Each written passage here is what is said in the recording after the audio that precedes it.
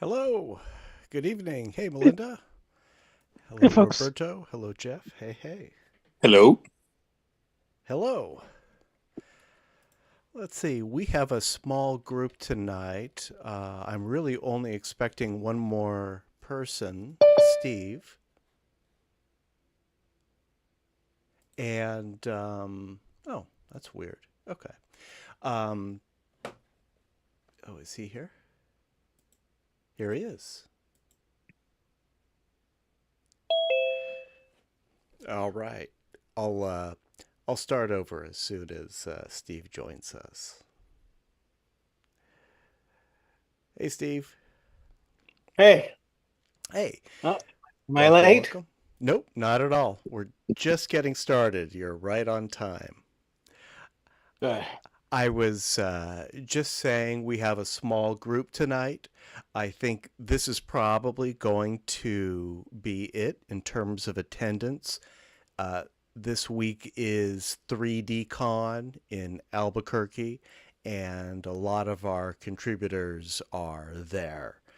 So, for that reason, I did not randomize the slideshow photos. We'll just have our regular discussion. I do have a video that I will attempt to screen share. We'll see how that goes. But I also have links so we can watch it independently on our own devices. And let me put the links in the chat.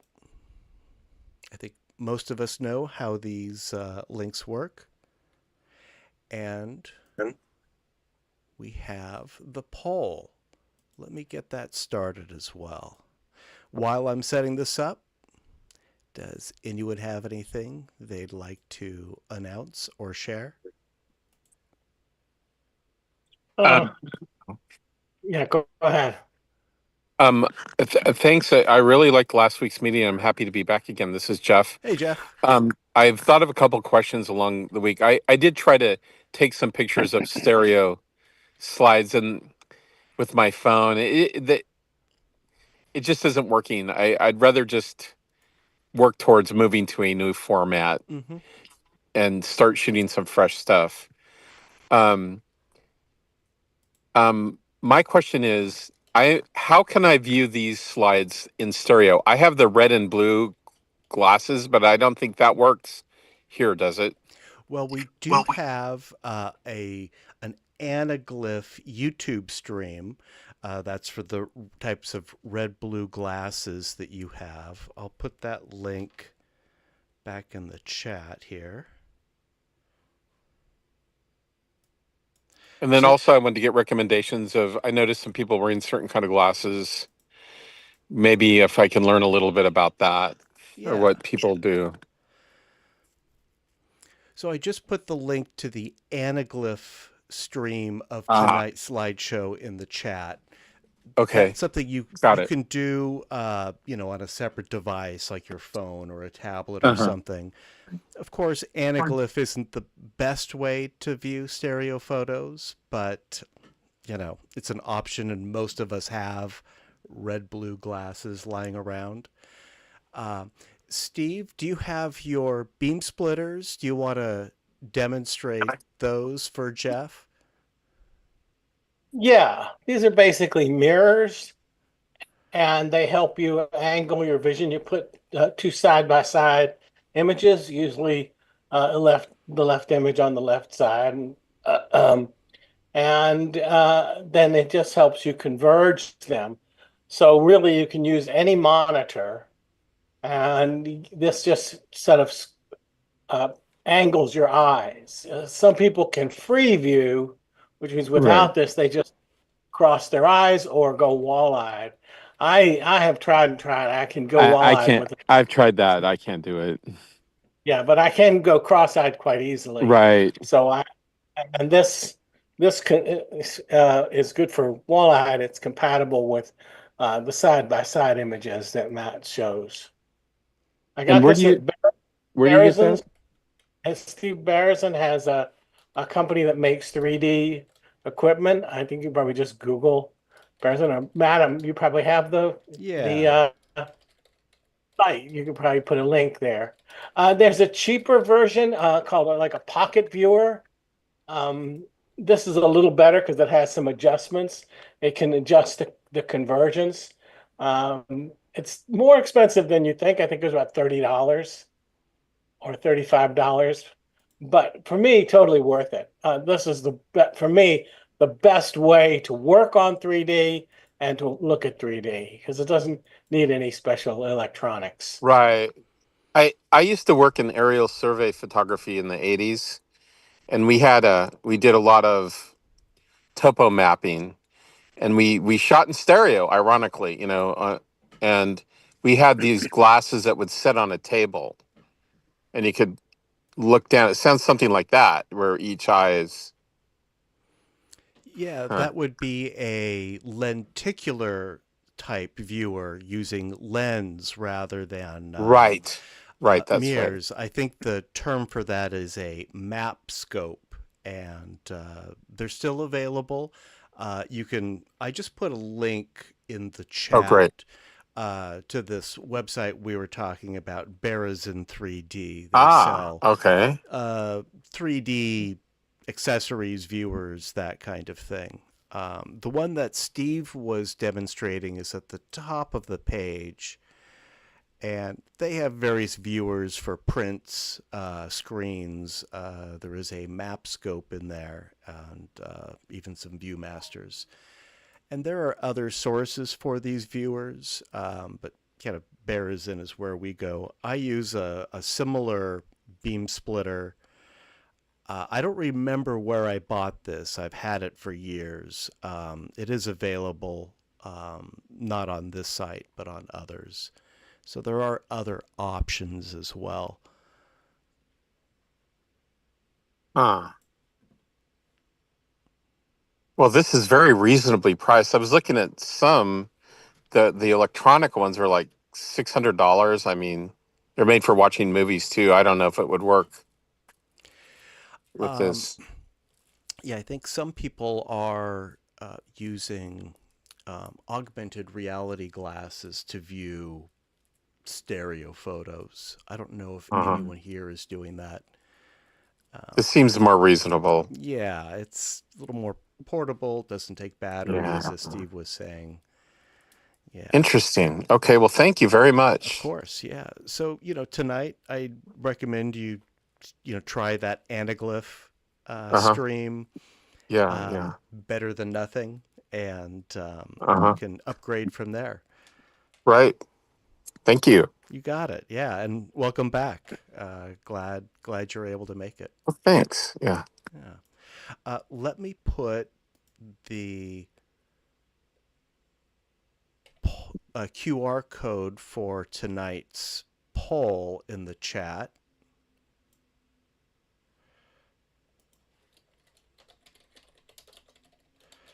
I did start the chat.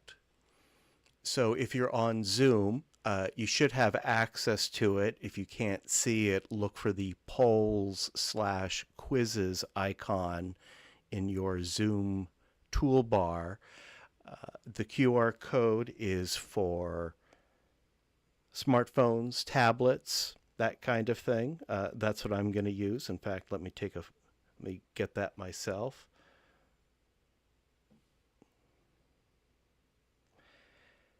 And it bears repeating.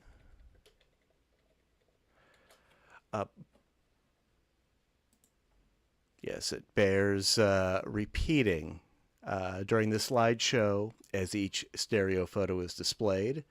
Please use the poll to rank each stereo photo. Please do not vote for your own photos. Participation is optional, but please do participate if you can. And I'll pull the results together after the slideshow. I will add that I've added a 0 ranking value to the poll.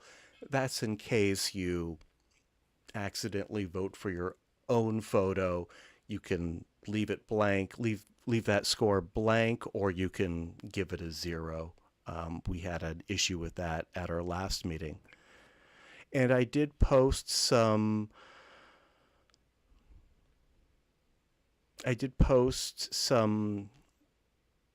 Oh, where is it?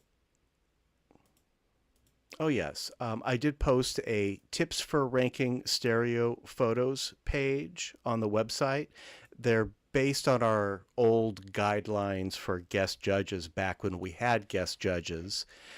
This is not dogma or anything like that. It's just intended as a guide if you're looking for direction on how to make your selections. I'll put that in the chat. It's valuable institutional memory. It is, and it kind of formalizes the selection process. And as you mentioned, Melinda, we all kind of have our own sense of how we rank photos. If we review this, we might be a little more aligned in selecting our stereo photos. Yeah, a lot of institutional knowledge there. Those guidelines were written back in the olden days when we only shot stereo realist slides. It's been updated since then. All right, if there's nothing else, let's get started with tonight's slideshow. I'm going to share my screen here.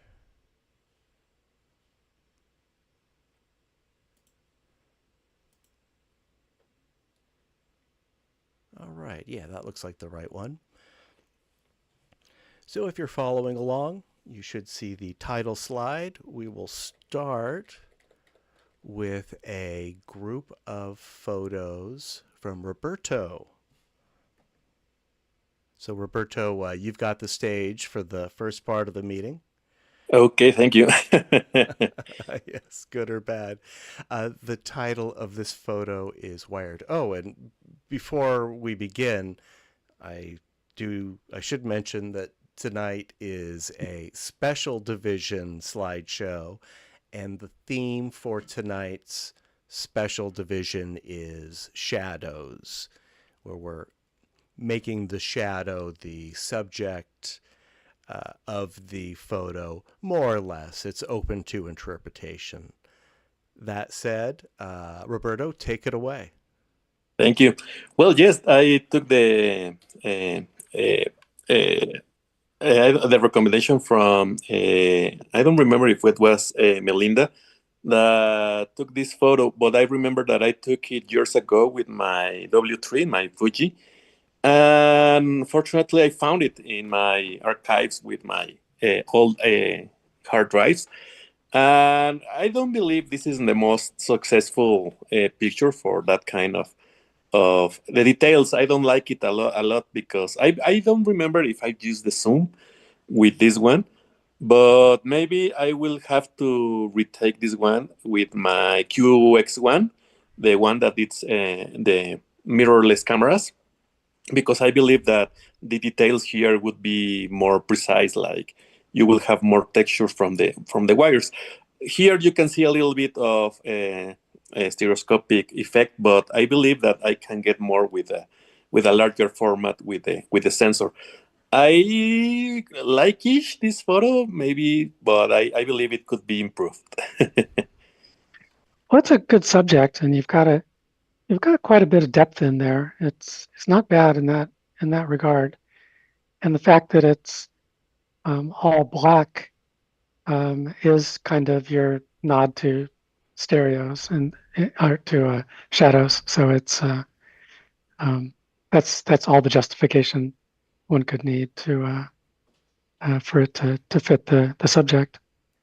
You might try it with like an empty sky. The clouds are nice. There's a little bit of rivalry at the bottom, but if it were just a blank sky, it might be even easier to see the form of all these wires. The wires are a great subject. Great Okay. subject. And also we have more extreme situations. This is like a relaxed one. Believe me, you can find a lot more of this kind of messes. This mesh, it's like a regular mesh that you can find in any corner. But if you go to the suburbs, you can see more dense nets of wires over there. Wow. I got to tell you, my immediate thought was R. Crumb. I don't know if you're familiar with his artwork, but No. his most famous art is Keep on Truckin'. He was in the Haight-Ashbury in the 60s, friends of Janis Joplin, and he used to do a lot of comic books, Mr. Natural, and he used to draw this exact thing of these complicated wires and telephone poles. I don't know why. Okay. It was really interesting. I mean, there's certainly something very sculptural about it. I've seen some huge rat nests like that from maybe Thailand or Philippines or something. Lots of places in the world. It kind of just happens. And if I lived there, I'd be taking pictures of it all the time. I think I submitted some photos from Thailand that had telephone wires like this. I think I did. Well, yes, I believe that it. Well, I have to fix it because it was a little bit not that contrast. With the original one, you can see more of the tree. Well, the dead tree that it's over there, and the details of the wires. But I fix it in Affinity to get this shadowish version of the photo.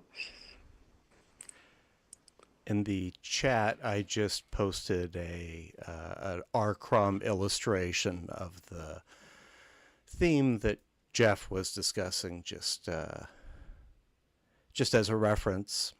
Yeah, he used to do a lot of that. Yeah. Thanks. Yeah. Might be interesting to do a 3D conversion on.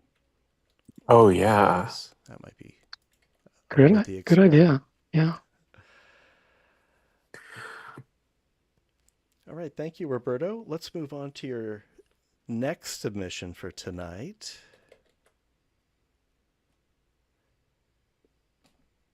Here we go. Follow the Light is the title. Yes. This was a little bit risky because, as you know, you can get damage your camera, well, the sensor of the camera with lasers, and this was a laser, so I have to put it in the middle of the beam that was creating this effect. And as you know, with these shows, you get this mist that creates this effect, and they were projecting this kind of effect. I believe I submitted 2 or 3. I don't remember which one I submitted, but I believe at least there should be another one with this laser. Yes, I believe there was another one, and as you know, you have to avoid the lasers because some of them are a little bit more powerful and they can damage the sensor. So I was keeping the beam, and also this was part I extracted from a video that I took it. And for the video, if you can see my camera, I am improving my audio now. I am recording with this ambisonic microphone to get binaural sound. So when I record the stereoscopic now, I also will record binaural audio, so get a more immersive effect of the recording. I believe I share with you, Matt, the link of the video. I just put it in the chat. Yeah. I believe, I don't know why, the white balance of the cameras this time was different. I believe it was because it was a little bit darker, and I have to fix it in post. But on the video, I couldn't mix it. Well, I couldn't match the white balance, and if you see the video, you will see a different tone between both shots.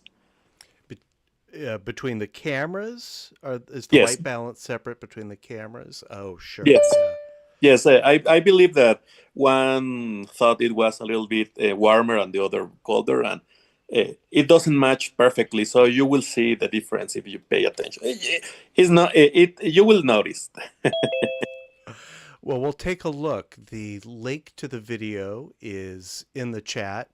And Roberto, so this stereo photo that we're exhibiting now is a frame grab from Yes, this video?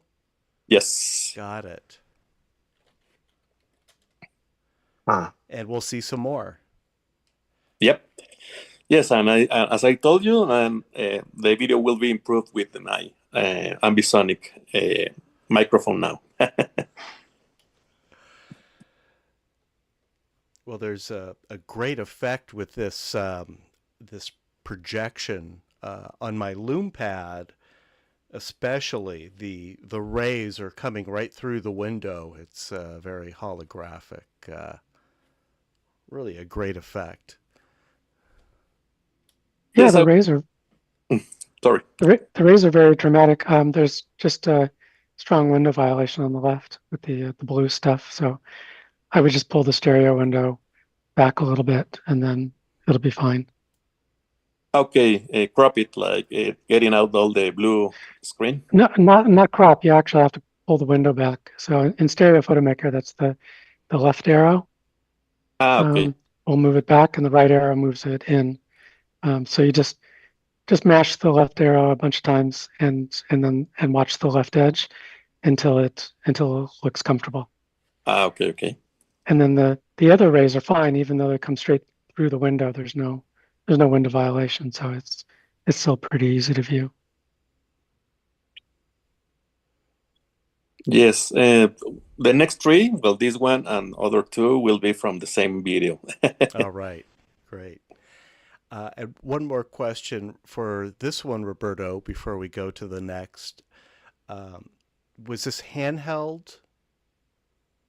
Yes, well, I have a stabilizer, like 3-axis stabilizer. Okay. So I deactivate the electronic stabilization from the DJI because and those are action cameras, and I try use that stabilizer, but when I do it, one camera behaves differently from from the other, so the effect it's not consistent. Mm-hmm. So I have to deactivate on both and mount it on the stabilizer so I can get these steady shots. I see.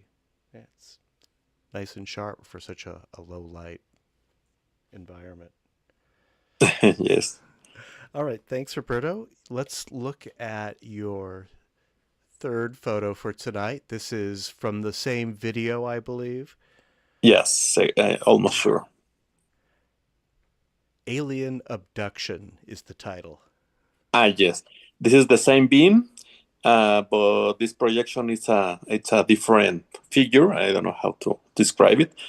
And here, I don't remember if those are the same persons from the other photo, but it was a sequence of effects that it was being projected with this in this room in this area, and it created different effects. And I like this one because it's like they are being beamed from the light, and the mist created this volume from the light, and you can get a little bit of 3D effects on the mist and the light. But maybe the speed of the light, you maybe can see differences between left and right because the laser was a little bit. I don't know if the shutter speed was really fast on my camera, so you can see the difference. Even it's microseconds between both shots. I'm sure that laser was moving really fast.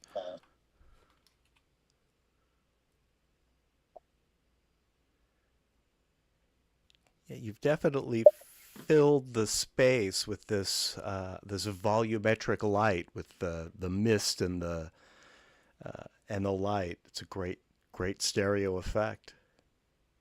Yes, and also the challenge of getting away from the beam, so it doesn't hit the camera. So I was jumping around the space trying to avoid the lasers. And your cameras survived Yes, the laser fortunately, beams. yes, they don't have any dead pixel or any kind of. As long as I have noticed, I don't see any kind of damage on the sensor.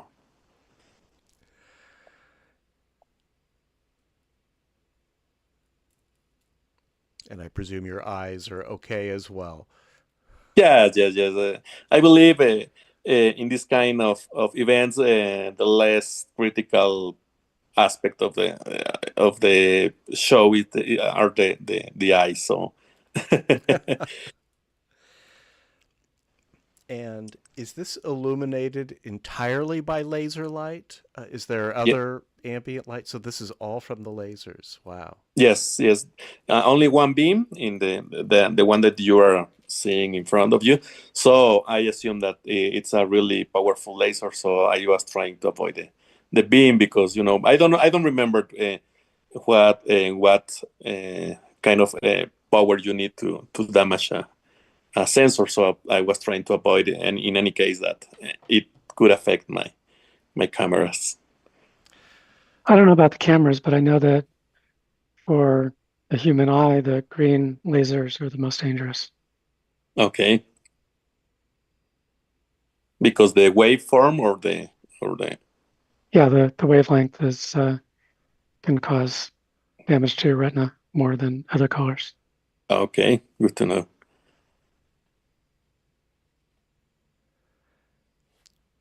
One last comment I'll make about this one. This one doesn't look bad in anaglyph. There's no red, there's no blue. Comes across pretty much as intended.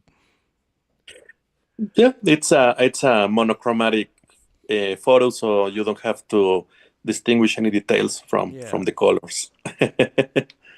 Not that I recommend anaglyph necessarily, but we do have it if you need it. Roberto, let's take a look at Galactic Highway, the third stereo photo pairs Yes. taken from your video. Yes, and this is a previous room from this one, from the laser. And here they have many projections. They have like flowers falling. It was a more vivid scene. But I like this one more because it's like only the shadows that creates the volume of the space, and the other is like a more regular photo of you have different elements and you have the light creates the volume. And here you only the streams, the lines are the ones that creates the volume of the space. And I like this one because this was a simple one. Um, this was a frame that it was the beginning of the projection, and from there it was there. I don't remember. I believe there was more light, so you don't get this effect that much.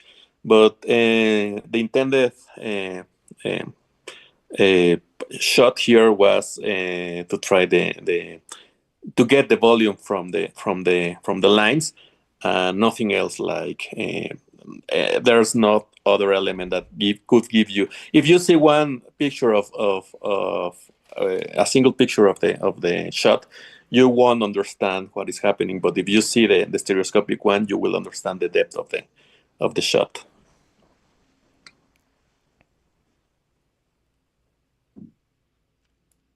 And that's a great quality of stereo, of course, all that extra information it gives you about the scene. And also will work with anaglyphic.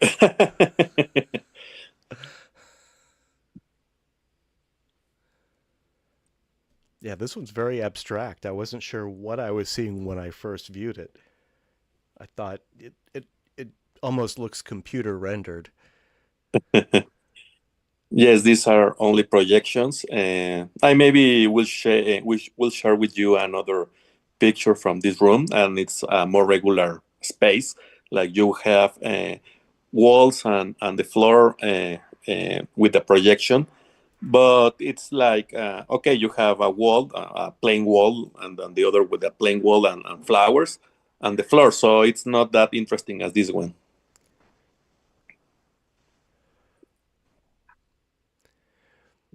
Well, for context, I encourage everyone to view the video that the last 3 stereo photos were taken from a 3D video shot by Roberto with a dual camera rig.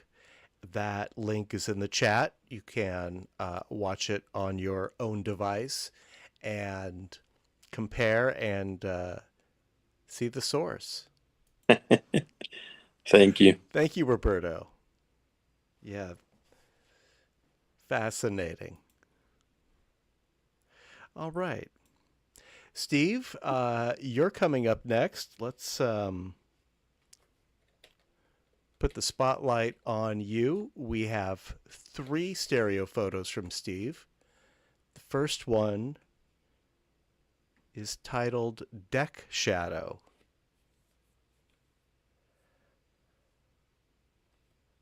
I took this a little bit more literally. All of my pictures are actual shadows. At least the main subject is a shadow. In this case, it's sort of a time lapse shadow. This is a deck about 6 p.m. My deck, our deck, and about 30 minutes separates left and right eye. Well, the top part of the picture is all the left eye is all from the 6 o'clock, and then in the right eye the shadow is about 6:30. So you get kind of like a folding effect where it seems like part of the shadow is lifting off of the deck. I wondered if that might be like a time lapse kind of effect. It's clever. That's wild. Thanks. I think I was somewhat inspired by some of your work. In fact, and probably the next picture is one directly inspired where I did a cha-cha, and it was really just because of what I had seen you do.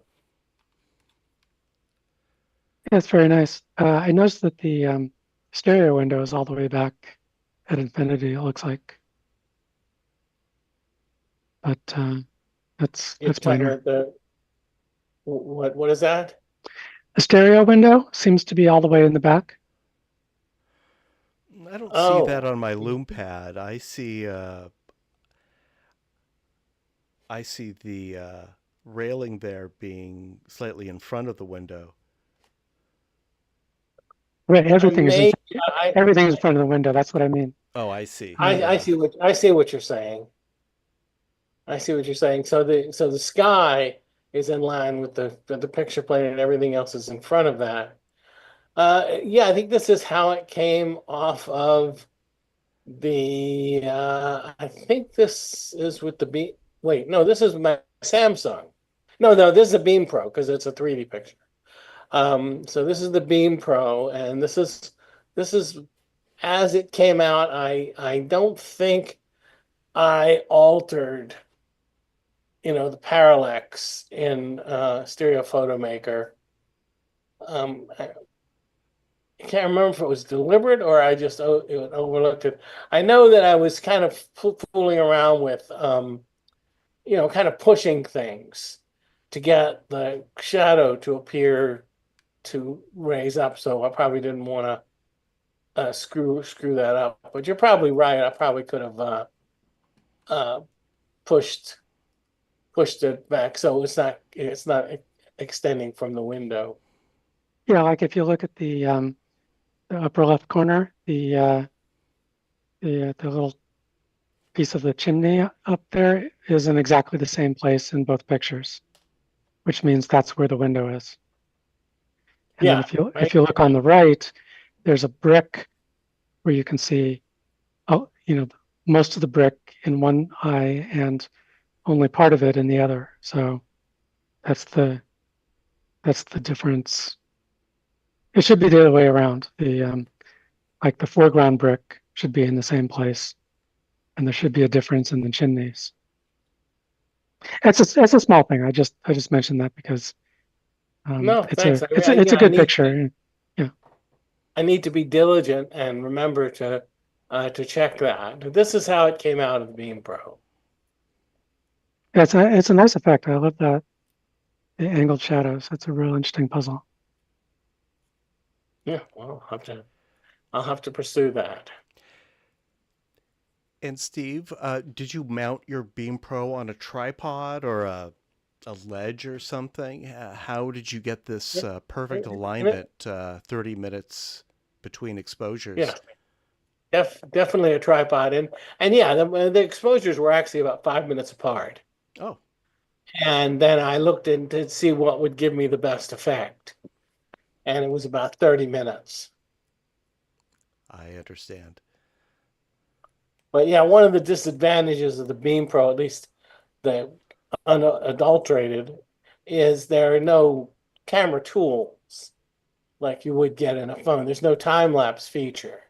My Samsung has a time lapse feature, which would have been nice.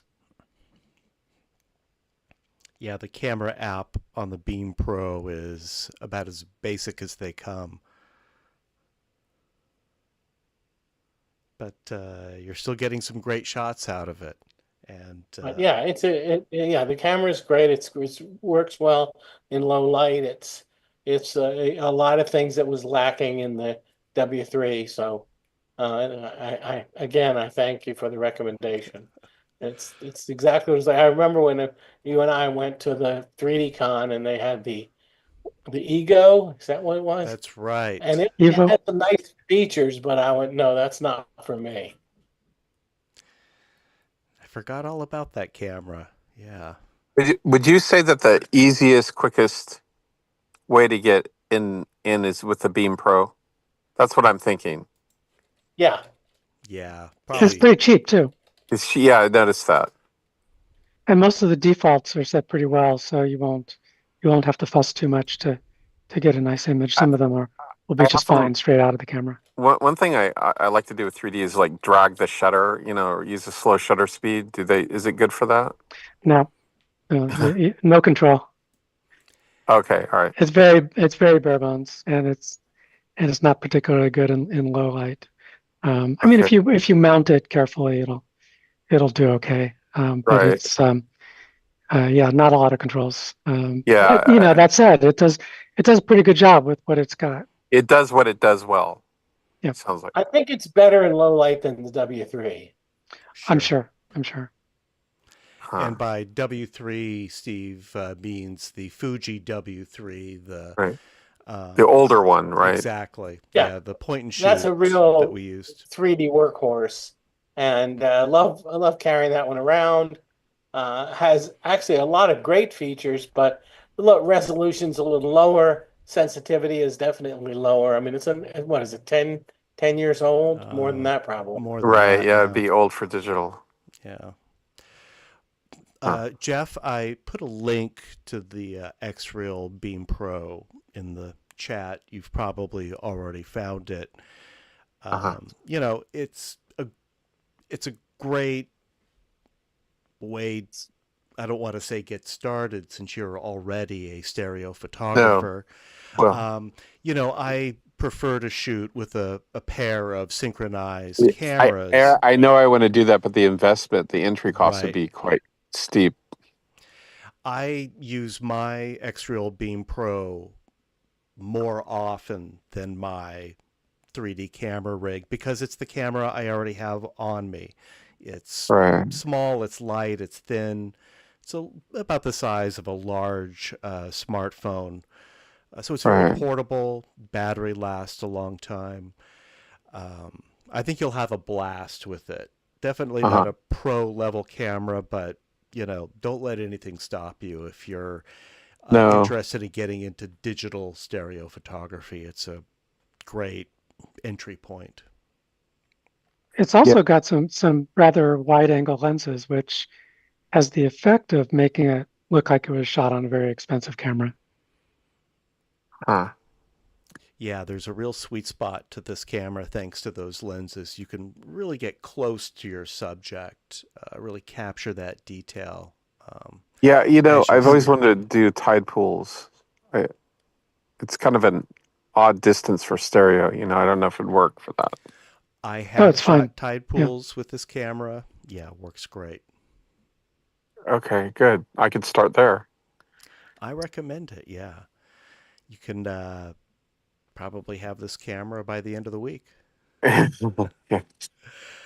Let's Check move out on. Walmart. They had them for $100 a little while ago. Wow. Yeah, the link that I posted is for the official X-Reel shop, but Melinda makes a good point. You might be able to find it cheaper on Walmart or Amazon or Right, and then some other they say site. it comes or it's designed for the X-Real glasses. So it's Yeah, I mean that works too, but that's way more expensive too, just so you know. But you can add that later if you want. But does anybody do that here? I don't think anyone's using those kind of glasses. no. Uh, I'll tell you what. Let's Maybe that get could through be Steve's yeah, remaining yeah, yeah. photos, and Okay, then we yeah, can discuss the okay, Beam yeah, Pro and give you the details that you need. okay. So moving on, Steve's next photo for tonight's shadow themed slideshow is Street Shadow.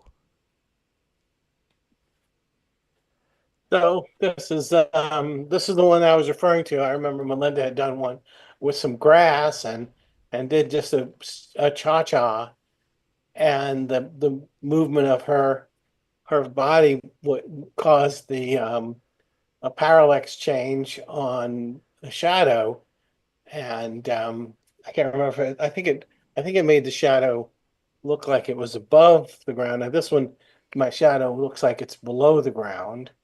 Uh, this is one of those ones that works either way. You can reverse it, and it's interesting that way too. Um, I think it helps that there's this sort of this white pattern on the texture of the road, and then you can see my shadow behind it. Almost looks like I'm shooting through a piece of glass or something. Yeah, very effective.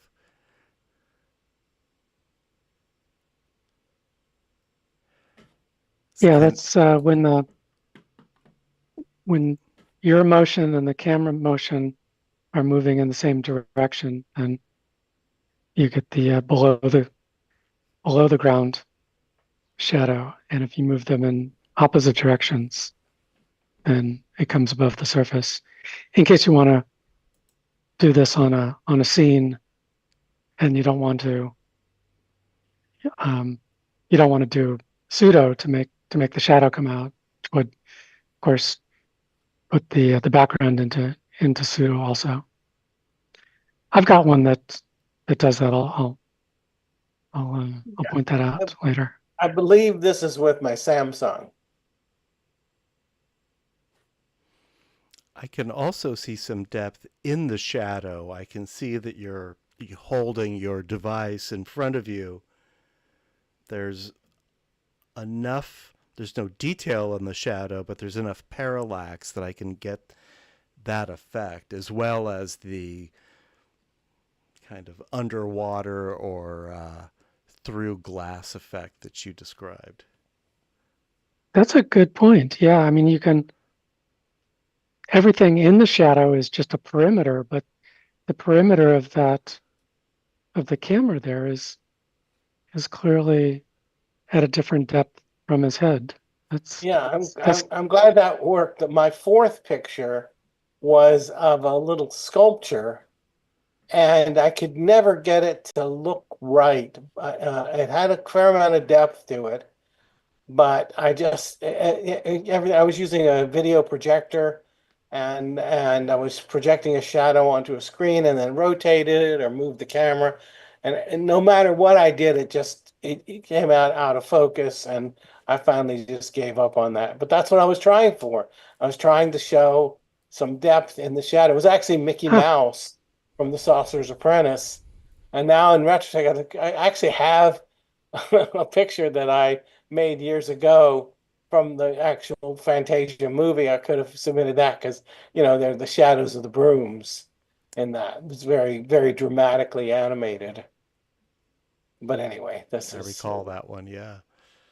That's good. Well, I'm going to try to get some shots with actual depth in the shadow now that I know what's possible.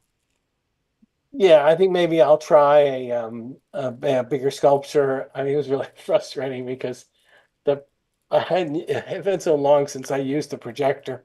I couldn't remember how to control it. I was it just took like over an hour to just get started. It Oh, was- don't give up. it wasn't worth it. But anyway, yeah, I'm pretty pleased with this one.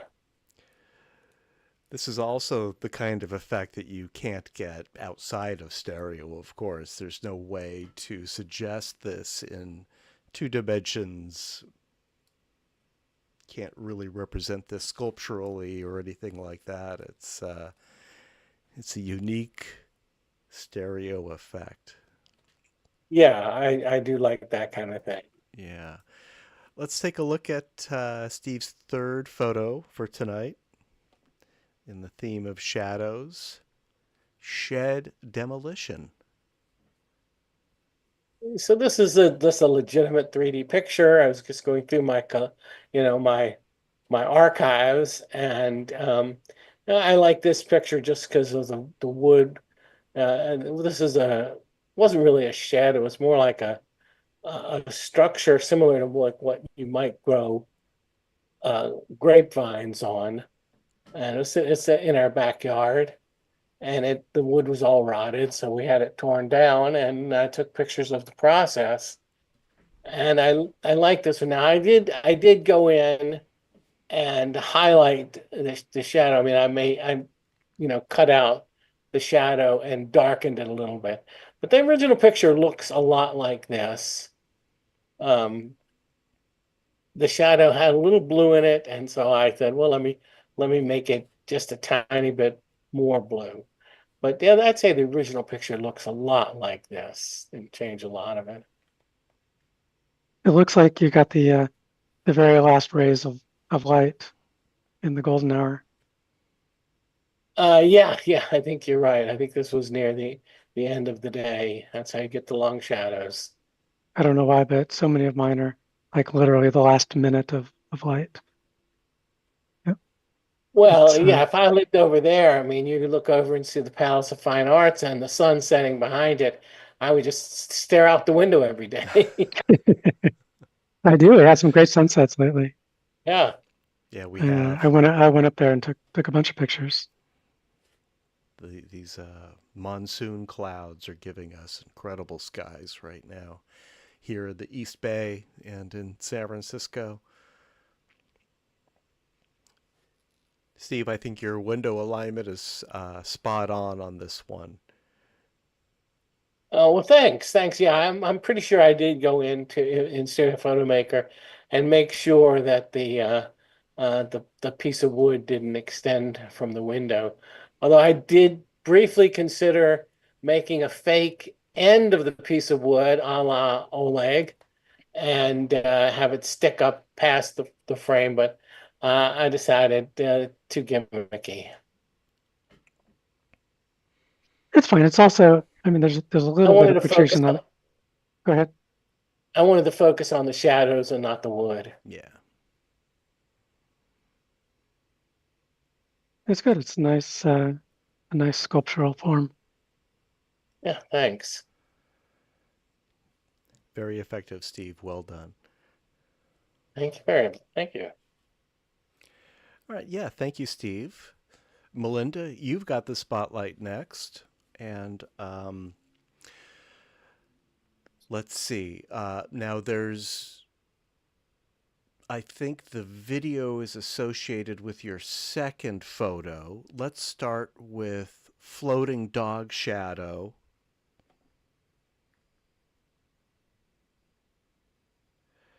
And Belinda, I'll let you take it away. Yeah, so this was the example I was talking about where the shadow comes out. It's a little less natural to get the effect, and I had to try a lot of times, not just at this one spot, but on several different days, trying to find good light in the afternoon that didn't get obscured by clouds at the sunset, um, and then some of the walls I tried, the texture, I found some nice wall textures, but then with practice, I found that if there's a lot of depth in the wall, then it's kind of distracting for the shadow. So lots of different things I learned along the way, but it took a lot of attempts. First to find a good place to do this, and then to sort of practice the technique.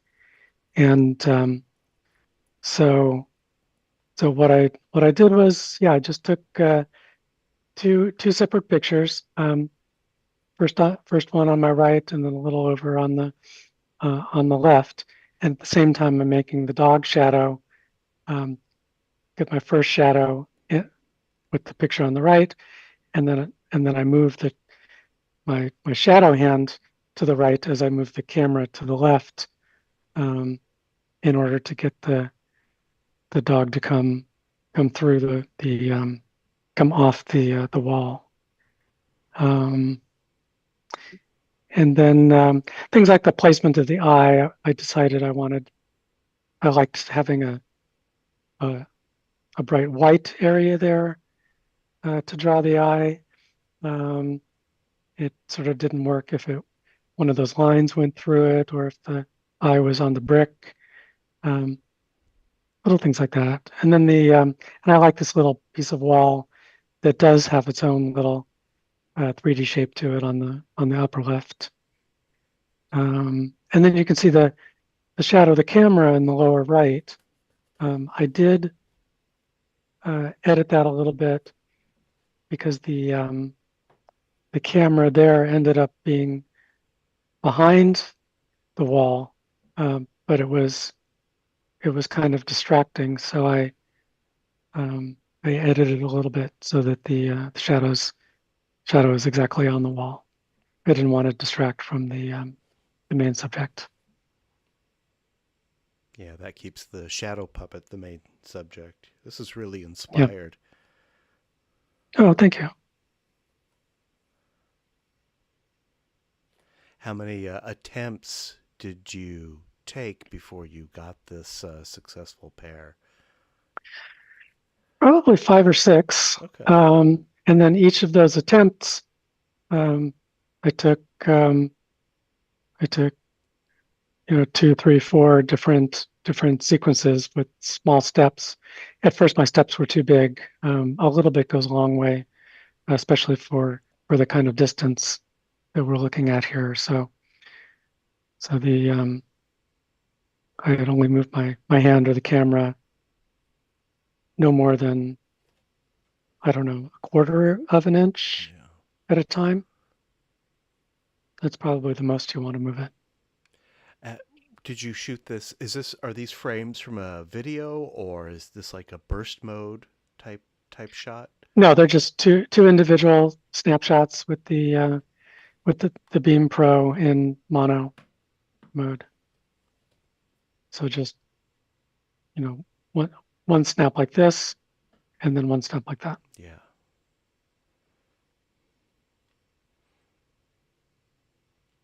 And then there was a lot of wind, and it was difficult to balance where I'm standing too, and it's but I'm learning. I mean, I'm starting to get it under control, but it's it just takes a lot of experimentation. There is a function with the W3 that you can take 2 separate pictures, but you shot once and then you shot the next one and then mix it with the W3. Maybe it could get, and you will see the result immediately. Maybe with that one you could get. I never used that function because I never knew what it was for, but I believe now I know what it's it for. Yeah, that would have helped. And there's also there's an app I know about from Reddit. Uh, the name escapes me right now, but a bunch of people on the CrossView subreddit there use that app, and they can see the results immediately side by side. And you could probably load the app onto the Beam Pro. That probably could have saved me time in hindsight, because for this I had to go back home each time and look at what I got. I have used that W3 tool a bit. It's not bad. It gives you a kind of a transparent image. The first, it's a cha-cha helper, and yeah, it gives you an image. Then you can move. I've done it for, like, from a moving boat, a moving vehicle. But I found that I got better results cha-cha from the phone. Especially there's an app, I guess that's Steroid That's it. app. I Yeah, can't remember that's the that lets you yeah, it'll work. It's probably a good lets you idea. see the image, and gives you a line to line it up horizontally. And but I end up not hardly ever using it because I've gotten pretty familiar with how to do cha-chas. Something I learned since I joined the school. I just put the link to 3D Steroid in the chat. I think there's a similar program, or maybe the same program, available for iPhone, but I forget. I'm an Android user myself. But yeah, very handy for smartphone cha-chas. It would definitely run on the Beam Pro. It wouldn't support the two lenses, but it would definitely work in a single lens mode. Melinda, I don't see a lot of retinal rivalry in this shadow. You must really have some hand strength in order to hold that pose for your successive exposures. Just a bit of practice. I did have some rivalry at the along the bottom edge of my thumb, because it ended up being exactly on that line between the brick and the mortar. And I'm glad I didn't mess that up completely. In the end, I ended up just using the darkening wand in Photoshop to kind of extend the darkness down. I eventually realized all I have to do is darken it, and then I have a shadow effect. So it worked out okay in the end, but I did end up spending a fair amount of time on that one edge. Taking care of the camera motion was much quicker in comparison. Yeah, very effective. Thank you. Thanks, Melinda. Yeah, let's move on to, here it comes, bird bath.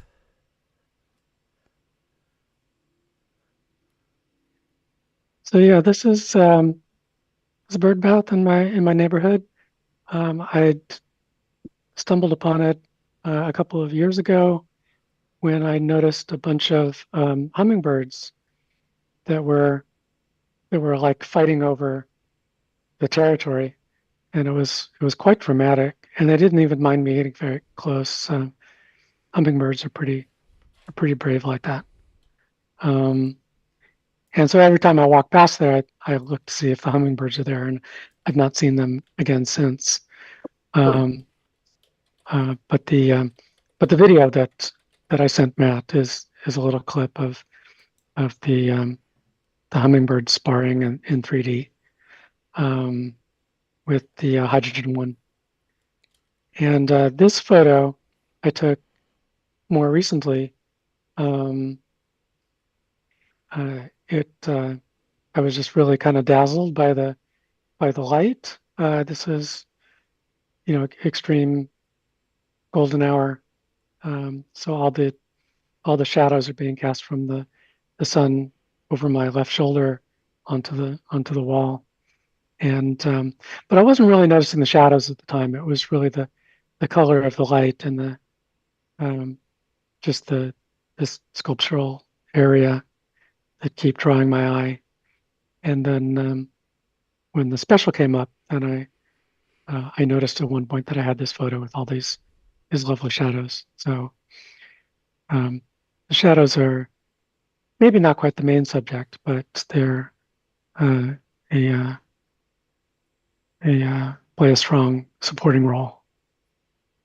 Yeah, they add a lot to the composition. And I was kind of wondering about, how to crop out that security sign in the background and my own shadow in the picture. But then once the special subject was coming up, I realized, oh no, that's fine. I can just leave my shadow in there. And although I would prefer to maybe do without the sign, I didn't want to try to edit that out or anything. Since the sign is the only element with red, you could just bring your red channel down and make it gray. Basically, it wouldn't disappear, but it would be less noticeable. Yeah, that's a great idea. I should have done that. Thanks. But it's not, for me at least, it's not distracting. I think it's kind of a nice accent, a color accent. Well, it's certainly a color contrast. Yeah. I think you kind of nailed it, Matt, because it is red, and red is one of those colors that draws your eye. What I think you could do is just draw a little frame around the sign itself and take the red out of that, because there is some red in the bird bath itself, and you maybe don't want to alter those colors, but it'd be pretty easy to isolate just the sign since it's a rectangle. Well, I think, yeah, in Photoshop, I would just select a surrounding box around both of them, Yeah, and then use the select by color feature, and just click in, the red spot, and it would find True. all those red pixels, true. Yeah, regardless of whatever else is outside. right. That's the only of that particular shade of red. So yeah, that Yeah, would work. yeah, and you can adjust like how strongly it it matches the color you're looking for, so you can turn that sensitivity up and down. But yeah, I guess I just didn't want to think about it. Sure. I got lazy. It's a creative decision. We'll call it that. Let me now, Melinda. You also have the video that you mentioned. It's a side-by-side video. It's posted on YouTube. I just put the link in the chat. Melinda, would you like me to try playing this over our Zoom screen share? Yeah, sure. I should note though that the YouTube version is cross-eyed mode. So if anybody wants to see it in cross-eyed mode, go over and see that. And so the one that I sent you is the wall-eyed Got one. it. So please, if you can get it to play, that'd be great. Let's play it. I can't guarantee the frame rate, but I'm sure it'll work.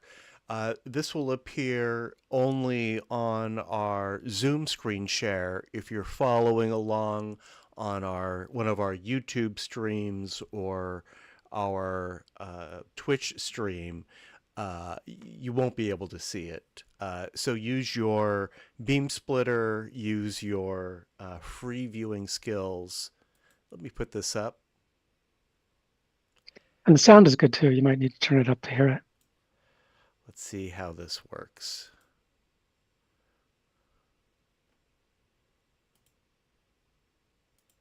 And unfortunately, it's sort of like right at the end of the fighting, so it's really just like between the top two birds duking it out. Okay, I think we can see this, and here we go. Oh, I'm not getting the sound.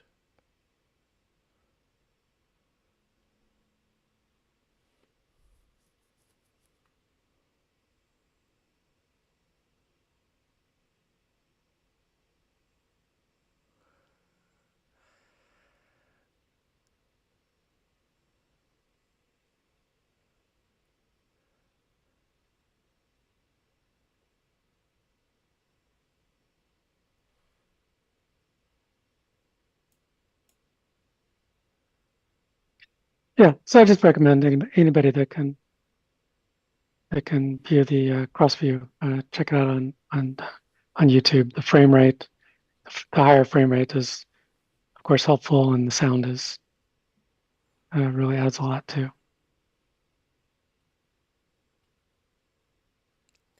Yeah, definitely. Looks like there was a victor there. All right.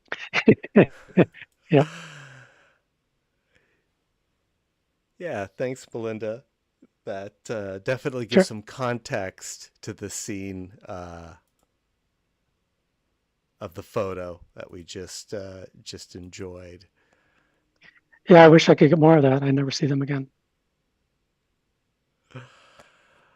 Well, I guess you were there at the right time. You said you shot that video with your Hydrogen One. It looked pretty steady. Were you like leaning it against like a bench or On the something? rail, there's On a the rail. You rail? can see it in the shadow of this picture, where I'm also placing it on the rail. I see. And then at the end of that clip, I took it off the rail and moved the camera a little closer.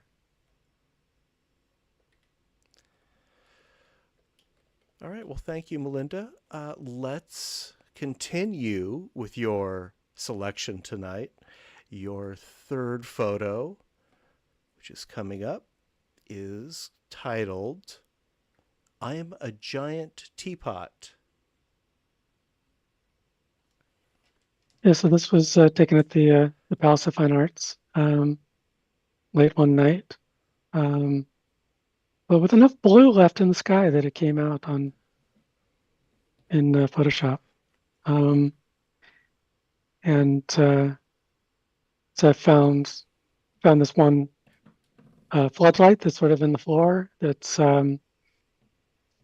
angled up to one of these pillars, and if I stood over it directly, I found I could cast my shadow all the way up 30 feet or however high that is, and then let's see, and this one is just taken using the stereo of the probably the Beam Pro, and or it could be the hydrogen one. I don't remember, but it's what came out of the camera, and so you just see my shadow kind of pasted onto the pillars, and I was probably visible half a mile away. I was wondering if anybody could see it, if anybody was watching this. Probably. I felt a little nervous, but it was like midnight or something, so there probably wouldn't be too many witnesses, but I was a little self-conscious. You might have given someone nightmares. And the teapot was unintentional. That was just something I noticed afterwards. Well, I could be wrong, but I think the color is too good in this photo to have come from the Beam Pro. I'm going to suggest you took this with your Hydrogen One. I could be wrong, but that's my guess. Based on how saturated this image is, that great bit of blue in the sky and the red orange. It's very vivid. Well, the original was almost all yellow. That was the color of the light. I tortured it a little bit in Photoshop. It might have been exposure, it might have been saturation, or maybe it was levels. I don't remember which control, but one of them I cranked pretty hard. Yeah, you got a lot of detail doing that. And I love that we can see the camera that you're holding that kind of tells the whole story about what this is and why it is.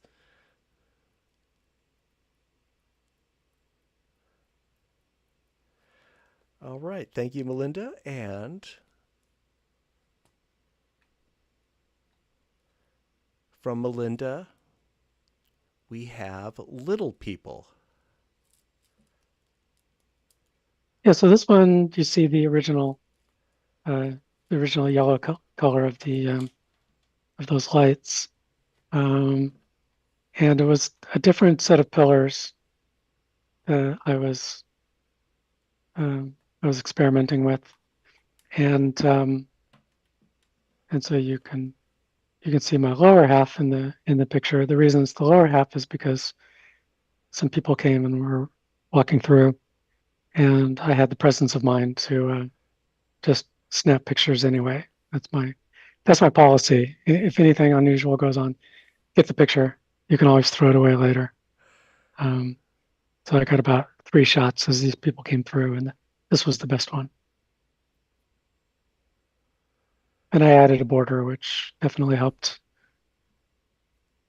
constrain all the blackness.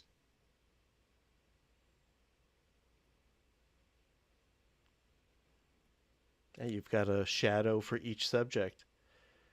The timing was perfect.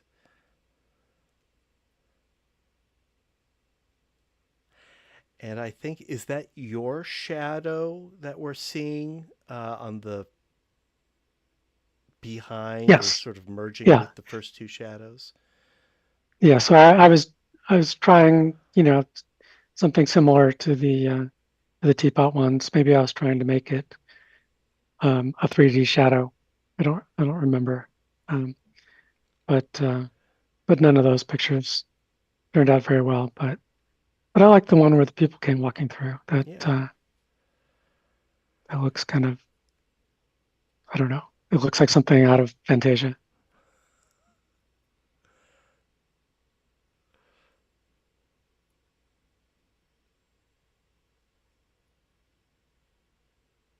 Very effective. Thank you, Melinda.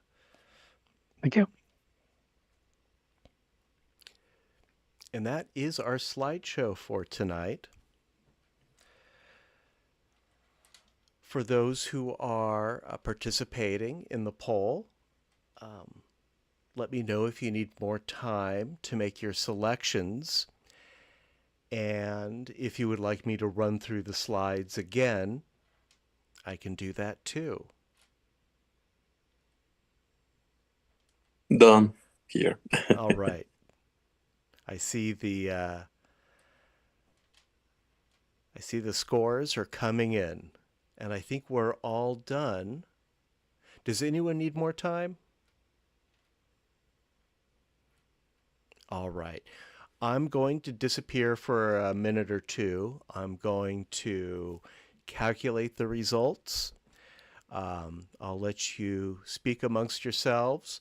Let's get Jeff set up with a Beam Pro.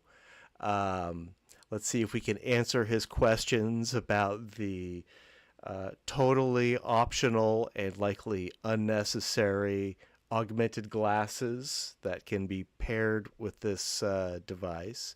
In any case, let me end the poll. I'm going to disappear. I'll be right back.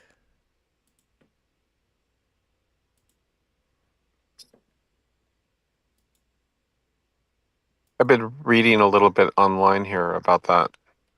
So the Beam Pro is totally automatic camera. It has a couple of things you can control, but not very much. And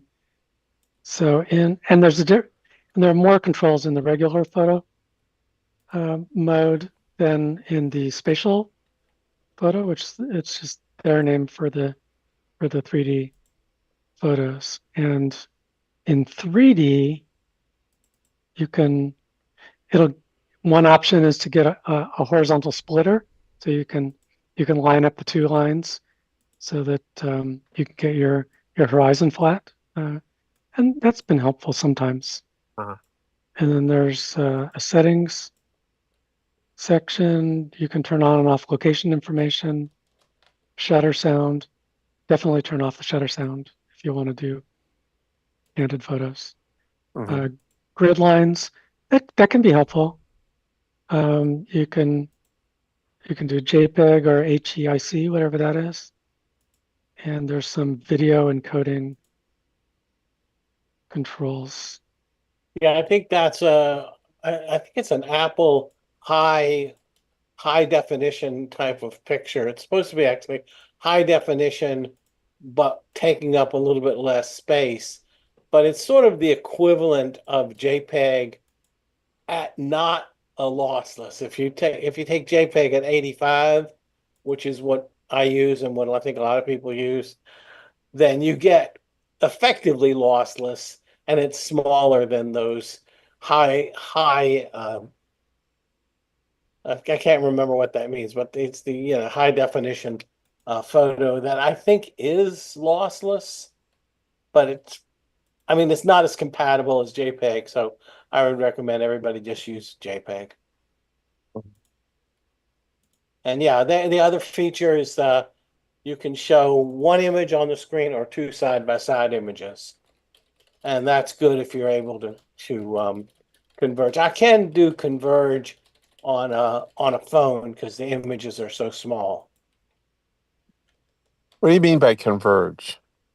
You Preview. your eyes focus one place, and where the plane that they're looking at. It's hard. Do you remember those old magic eye pictures where you'd see sort of like a random pattern in a book, and you stare at it a while, and then you'd see, oh, it's a whale or it's something that. Right, yes. And that way you see that is you focus at a different place than your two Oh, eyes I converge see. one place and they focus in a different place. And then that makes that pattern, they cross over, and there's a slight shift in the pattern that creates the image. And that's what you do when you're looking at two side by side images, and your eyes, you make it work. And I don't know, for some reason, I'm able to cross-eyed. At one of the 3D conventions, we took a survey, and it was almost literally everybody. It was 50-50. Half the people could do it cross-eyed, the other half could do it wide. Not many people could do both. I could do cross-eyed, and I've on occasion gotten wall-eyed, but that seems to really stress me out to do the wall-eyed, and Yeah, I yeah. can't always do it. Walleye takes a lot of work for me, Mm, except on a phone held sideways, so the images are really small. mm-hmm. Mm. I Well, recommend learning both. I mean, it it's surprisingly not doesn't require that much effort to start to get it, but it does. You do have to try it several times. Just try it for a few seconds, stop before it starts to hurt or anything, and then eventually you get it. It's just that once you can do it one way, it's kind of easy to get stuck doing it because that's the one you do. Mm-hmm.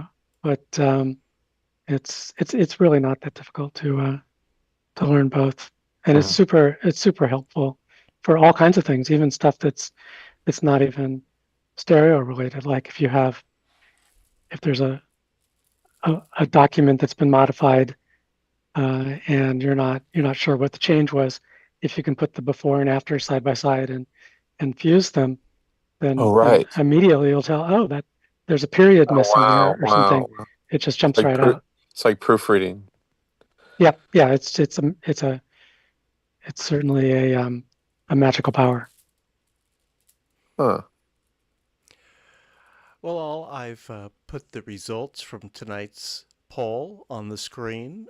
Well done, everyone. Thank you for your contributions. I think we had a clear favorite with Melinda's I'm a Giant Teapot. But we had some close numbers also. Of course, this is a fairly small sampling group, but I think that this is a great representation of our reactions. So thank you, everyone. I was able to crack the top three mainly Yes. because Bob Bloomberg. Well, yeah, Bob Bloomberg and quite a few others are in Albuquerque right now. 3D Con is this week. I think the last 3D Con I went to was with you, Steve, in Tacoma a couple years ago. One of these days I'll get back there. Every time I go, they really pressure me to put a Bay Area 3D Con on, and that just seems like such an overwhelming job. Yeah. No thanks. Really, gonna How do they many? want the big con here in the Bay Area? Mm-hmm. Yeah, Do but that. it's contingent on me doing it. Right. So Reach out to me. I'll help you. yeah, well, I definitely would. You would be our Pixar connection, and I would definitely want to offer a tour of Pixar. That would be a real draw. I have to see. It's been a long time since I talked to any of those people. Sure. People who return my emails. Um, Jeff, I wanted to answer you a question about the AR glasses for the Beam Yeah. Pro. Um, the Beam Pro, which we use as a stereo camera, is really intended to be an accessory for the glasses, for the augmented reality glasses. Uh-huh. But none of us really use it that way. I see. It also works fine as a standalone stereo camera. I'm not sure if XReal really expected people to use it as a dedicated stereo camera without the augmented glasses, but that's what we do. I do know there are stereographers in the New York Stereoscopic Association who have the augmented reality glasses and are able to view stereo photos on them. Personally, I don't really know how that works. I haven't experienced that myself. But I don't have the glasses. I don't think anyone here has the glasses. It works fine without them. Don't get them unless you're just really No, interested I in I can tell experiencing I'm not going to get augmented them. reality. Um, I have a few more questions if you don't mind. Yeah, go ahead. On the cha-cha, it sounds like you're using software to reckon that together, the two images, because you can really handhold and get it just right. I don't think, or Yeah. you'd have to get it close, and then that sounds like that software is fixing it for you. Am I right about that? Yeah, what you need to do is to align the pairs so that there are no vertical misalignments or rotational misalignments. Right. And we all use a program called Stereo Photo Maker. I might have mentioned this last time. Right. I saved that in my Yeah, notes. I put it in the chat again.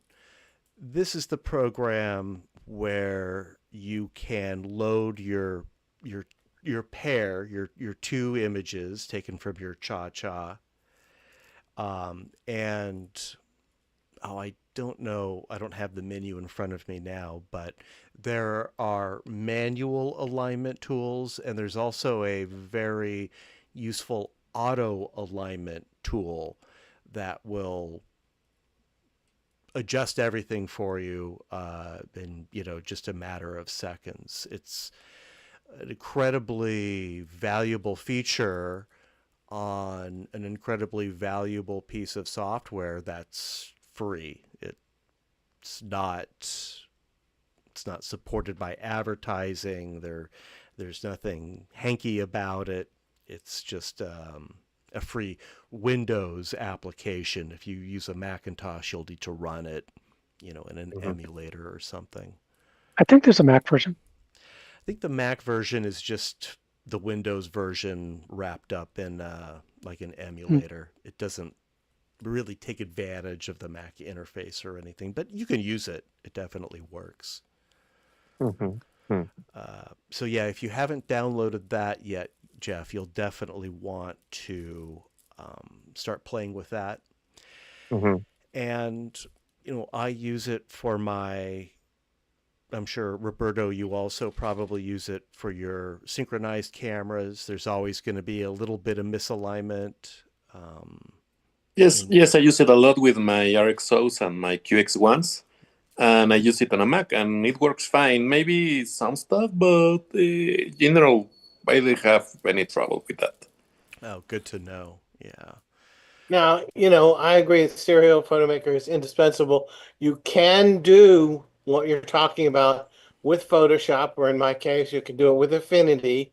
I think when I did that demo, that's exactly what I did. Because they both have an alignment feature, and they're both pretty good.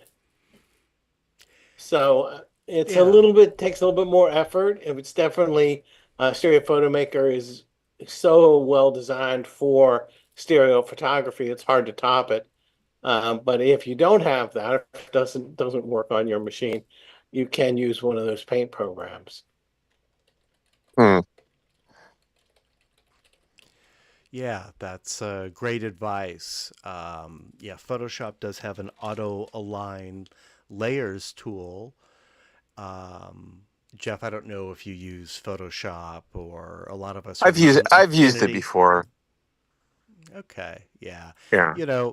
You can do pretty much everything you need in Stereo Photomaker. You can do cropping, you can do color correction, the alignment stuff that we mentioned.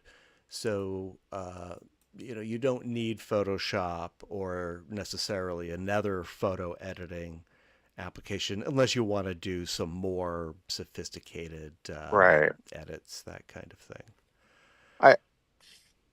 One thing I've wanted to do, and I'm going to use my Realist for it. I don't know if any of you have been there. I've always wanted to photograph Bowling Ball Beach in 3D. And I don't know if Bowling Ball Beach.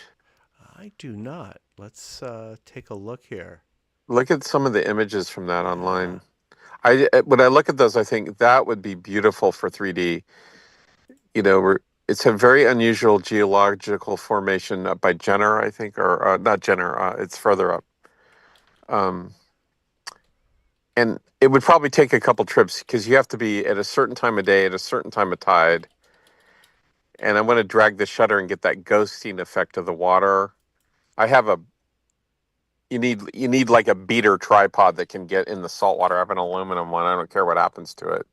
But I'm always a little afraid with camera over water, right? But yeah. Yeah, I see a bunch of time lapse photos of the water. That's very beautiful. That would be nice in stereo. Yeah, I just would like to. I was hoping to do that with maybe that X beam. I don't think it's going to work. It sounds like because it's going to have a fast shutter on it. Right. Yeah. That's correct. The X Real Beam Pro rather does not have any manual settings, and you can't really slow down the shutter. It tends to keep the shutter fast and increase the ISO in low light situations rather than lowering the shutter speed, which sometimes is more desirable. You could definitely accomplish that with your Realist. Yeah. You could accomplish that with, a pair of more sophisticated digital cameras if you Right. have like a DSLR or something, I I do have one, yeah. okay, you could probably accomplish that on a slide bar also, a slide bar attached to your tripod. You would take two long exposures, and even though it's two exposures, because you've kind of smoothed out time, Right. you wouldn't necessarily get any noticeable retinal rivalry. Oh, that's true, yeah. And slide bars are pretty common. If you don't have one, you can pick one up online. Um, You could probably also use a shoot stereo with the Beam Pro and then find a snippet of time, say, 10 seconds worth or something like that, and then just photo stack them all into a single stereo pair. Oh, I see what you're saying. That would be interesting. You know, I know from experience, whenever I want to do something, it always takes two attempts or two trips at least. oh, sure. So, yeah. Yep. Here's a slide bar that Berazin sells. Matt, I'm gonna go You go. got it. Sure. Before you leave, let me make the final announcement. Our next meeting is next month. It is Tuesday, August. Oh, I've got this written down somewhere. It's the first. Oh, here it is. Tuesday, August 4th. It's our open division, any topic. We do not have a special division in August. It's summer break. We will return to our open and special in September. So, Steve, I'll see you in August. Have a great evening. Bye. Good night.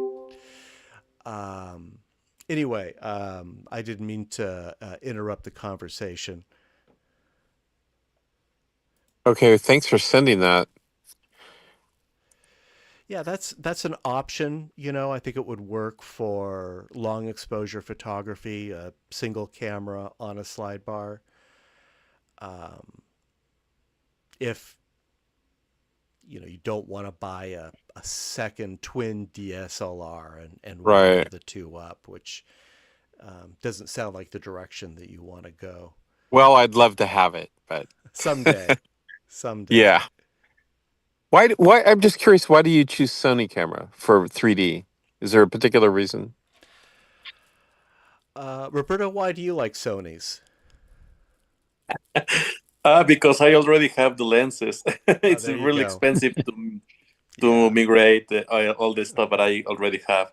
Yeah. So, and also all the accessories like the intervalometer, all the remotes, all the yes, lenses, software, even Bluetooth shutters, everything that I have, it's for Sony, so it's easier for me to be in the middle of this ecosystem of Sony. It's like a Macintosh that once you're in a Macintosh Apple environment, it's very really difficult to I migrate. see. So everything here it's like my lenses, my accessories, my flashes, my triggers, everything is Sony.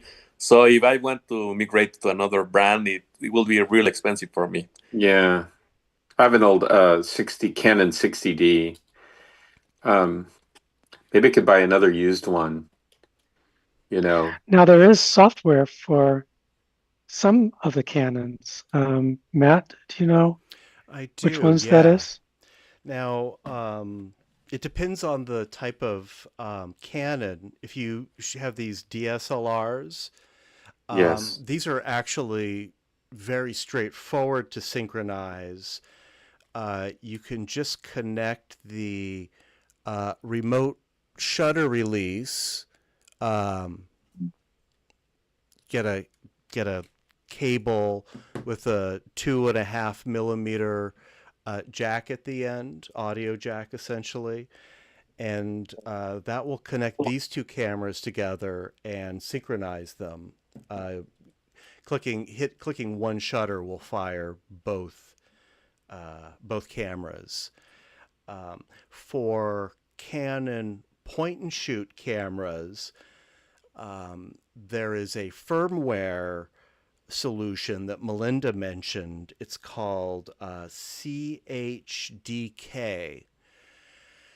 And while Canon doesn't make a lot of point and shoot cameras anymore, the advantage to them is that they're generally really small and you can get them close together.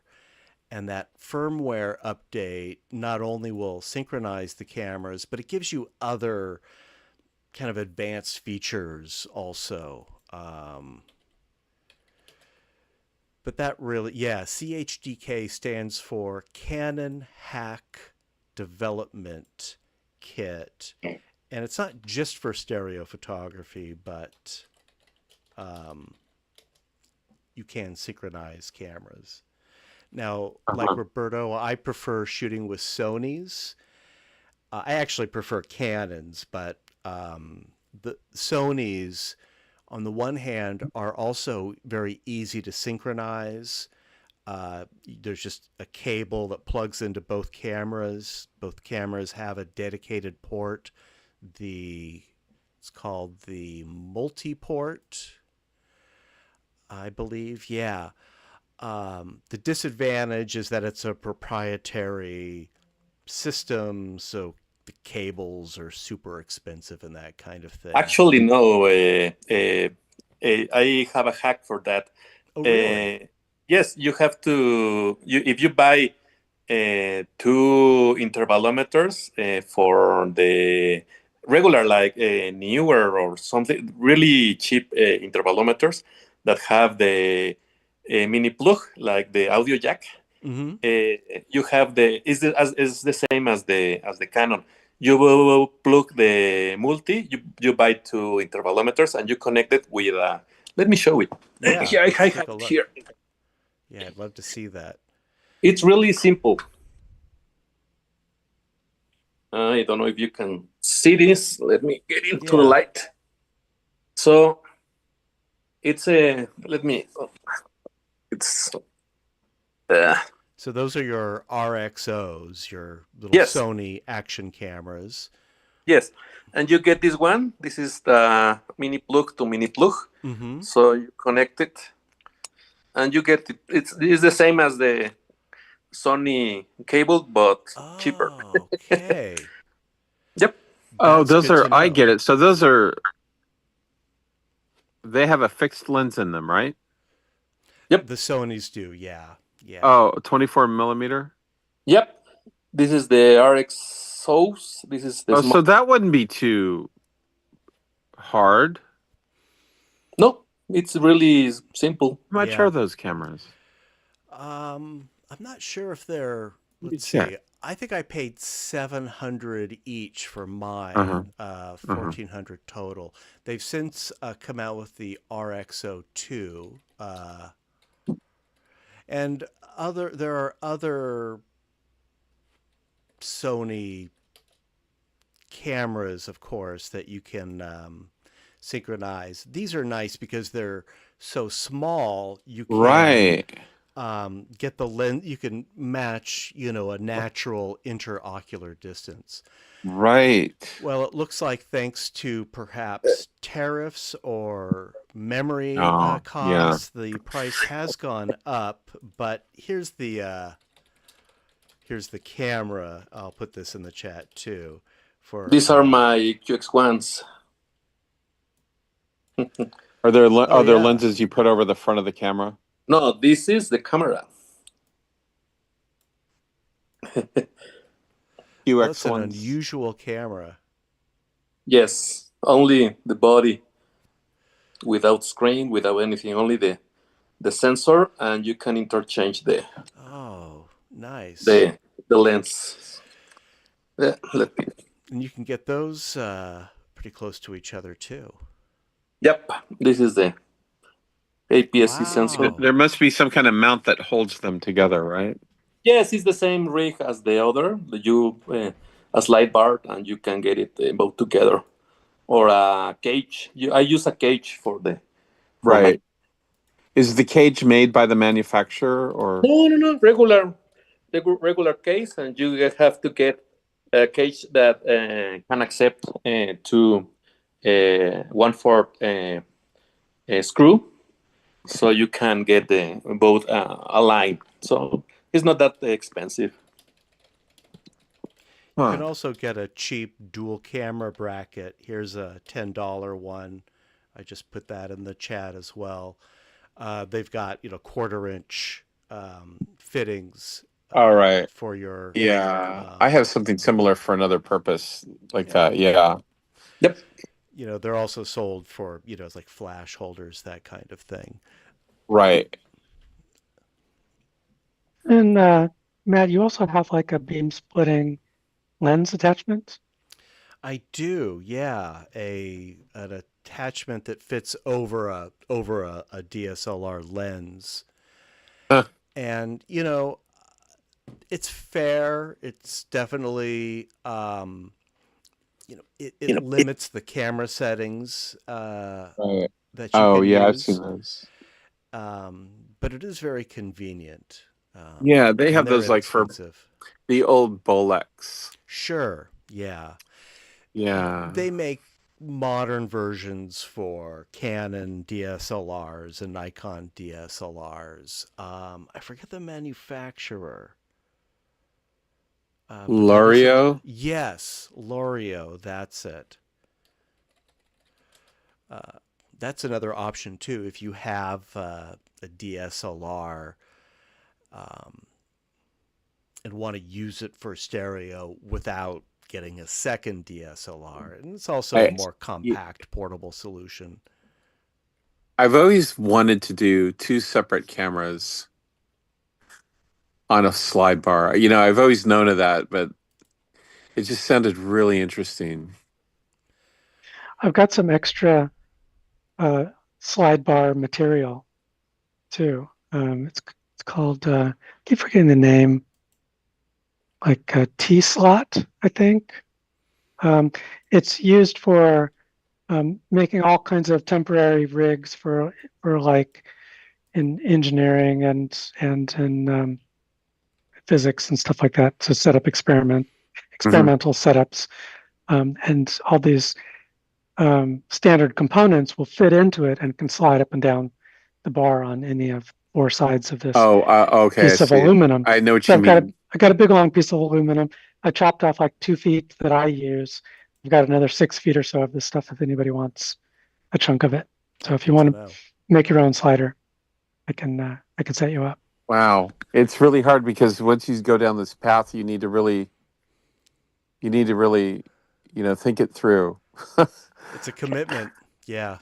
Yeah, the spreader bar, you kind of need 2 cameras, although you can do some really interesting things with a spreader bar and 1 camera that you use to take cha-cha pictures.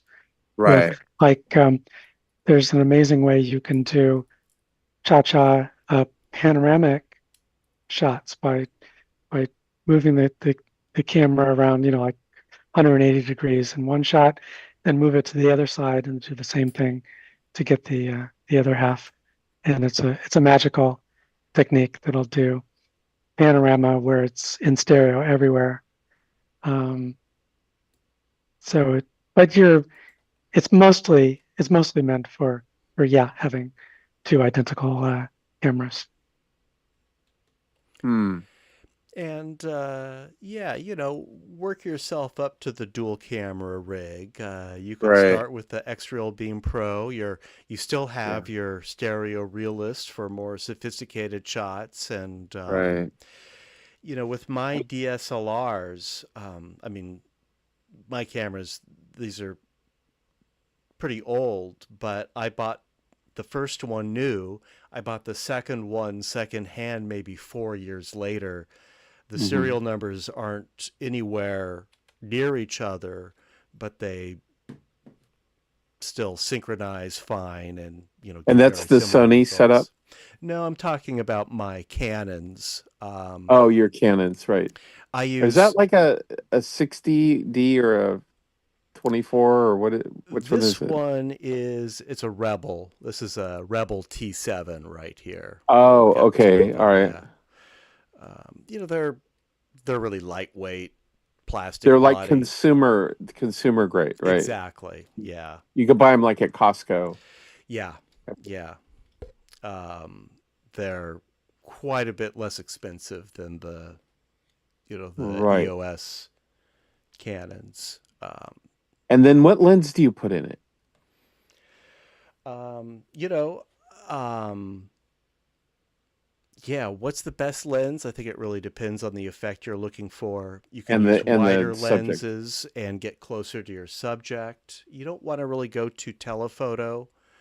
Right. Um, you know, No. if you get a kit lens with both, you can just use that. Just make sure that you've set the zoom to be, same for Right. both, around 24 millimeters or something for a I was natural thinking, vision.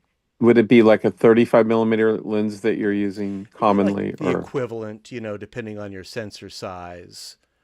right?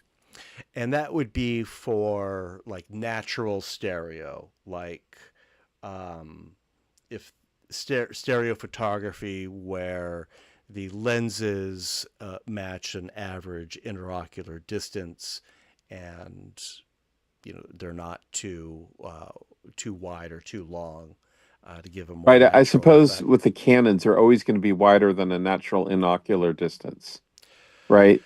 Is Right. that a fair statement? Yeah. Yeah, because you just can't get them too close together. You could mount them sideways, Yeah. and that'll work. That's pretty. You could Yeah. point them at two mirrors. That's a whole nother project. But Huh. yeah, the closest you could get these together is maybe like 6 inches or something. Um, Uh-huh. a wider lens will let you get closer to the subject with a wider base. So you might Right. want to consider that if that's an option you're considering. As a general statement, well, of course, wider angle lenses have more depth of field. So generally speaking, in a stereo photo, you mostly want a lot of it in focus. Right. Yeah. Yeah. That's Yeah. the quote unquote rule, to have sharp Right. focus or at throughout. least the foreground. Yeah. It's a It's rule. it's yeah. Rules are meant to be broken, of Well, course. I have an f2.8 stereo realist, and when I initially got it, and I love it by the way, but I thought I would get some depth of field effect, but it doesn't really do that. All it really does is give you a 2/3 more light. It's not because it's a wide angle lens Yeah. Right. to begin Yeah. with, so it's not really gonna. Play Yeah. play with your DSLR on an inexpensive slide bar. I think I should start there. And I think that's a yeah, good idea. and that way you can start experimenting with the effects that you're curious about, like long exposure and Right. shallow depth of field. And that's just a great way to start building up a technique without having to drop a lot of cash on gear. Right. Huh. Yeah. I was So checking the lenses of the W3, and it's a 75 equivalent millimeters, and the distance between baseline it's 73. mm-hmm. Yeah, pretty much the average distance. Yeah. Yeah. Yeah. So, Jeff, do you think you'll be sharing some stereo photos with us next month? We'd Uh, love to see them. If you I think I have, might just jump in with that X Beam. yeah, I saw they have a $50 off coupon if you sign up for something, so I could get it for 150 and get rolling on it there you quickly. go. Um, you know, if you want any feedback, if you want some advice, we'd love to see what you're doing with your camera, and will be very kind, Or not yeah, really a 3D competitive is club. So challenging. it Yeah, is, yeah. you can come up with the best of intentions, and you know, it's hard. It is. It requires Yeah. trial and error, as you said. It doesn't always work out the Right. first time. The role I have that looks pretty good. I went to Alabama Hills last year in the fall, which is on the Eastern Sierra. I don't know if you're familiar with that. I'm not, A- no. Alabama Hills. It's one of those places where once you see photos of it, you'll know it. It was used in every Western for the last Ah, 100 years. Thousands of Westerns shot there. But just search it up sometime. Alabama Hills. oh, yeah. It's That would be a great subject for sure. it's these unusual rock formations, and then the fall you get the trees are turning colors, and mixed in with those rocks. It's stunning just to stand there and look at them. Looks like a lot of natural arches. There's some So and I've only sandstone for sure. scratched the surface of it. I Wow, incredible. Yeah. Tremors was shot there, if you know that film. Oh, Yep. sure. Yeah. Of course. Great monster movie. Yeah. Right. Yeah. Now, Roberto, what is this link that you put in the chat? This is the Sony camera body that you were showing us. No, no, no. Well, yes, it's the Sony, but the main reason was because there's a slide bar that you can place two cameras, and this is a regular setup for, I believe, cameras, that cinema cameras for. I don't know if they mount a lot of stuff on there. So this is a small rig set, so you can find a lot of stuff. You can rig everything there. So you Yeah. can arrange. They have a lot of accessories. Small rig. Look for the brand, Yeah. and you will find a lot to align your cameras. Small rig. They do like cages and that sort of Yeah, thing, right? cages, rails like this Yeah. one. They have Right. a lot of stuff. You can put anything and almost in any place that you want. There it is. Yeah. All right. Okay. Well, thank you very Of much. course. Yeah, Jeff, thanks for joining us. Sure. Yeah. I hope that we will see you in August. Hmm. And no obligation, but if you would like to share some photography, go for Sure. it. If I'd not, like to get it that's together fine by too. then. Yeah. Of course, yeah. Something Uh, simple. all right. Okay. Was there anything else that we wanted to discuss before we call the meeting? I think we're good. Thanks, guys. This is the core group right here, the people who show up even during 3D Con. Um, I expect a larger group next month, and I will see you then. Until Okay. then, have a great month, everyone. You Good night, too. all. Thank you. Thank you. Bye bye. Bye.